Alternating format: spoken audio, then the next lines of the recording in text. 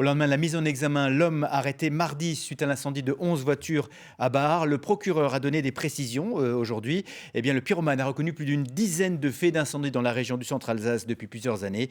Il y a des centaines de victimes. Les précisions de David Meneux et Eric Kleinhofer.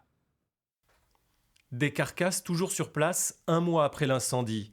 Les experts sont passés à Trimbar-Oval, mais tout reste à faire. Enlever, dépolluer, indemniser. Toutes les entreprises de transport visées par l'incendiaire ont subi un gros préjudice. Son interpellation est au moins un motif de satisfaction. Ça fait un petit peu un soulagement en espérant que c'est le bon qu'ils ont chopé.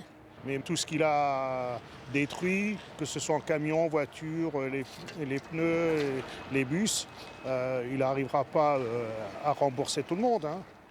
L'homme de 33 ans est désormais incarcéré. Inconnu des services judiciaires jusqu'à présent, il a, selon l'enquête, sévi en solitaire. Il a reconnu d'ores et déjà un grand nombre de faits. Son profil peut s'apparenter à celui d'un pyromane qui agit par pulsion, mais ces aspects-là vont être creusés de façon beaucoup plus importante dans le cadre de l'information judiciaire qui se poursuit donc sous la direction du juge d'instruction. Avec une bonne dizaine de faits d'incendie, de dégradation de bus et de voitures depuis maintenant 5 ans, les plaintes se comptent par centaines.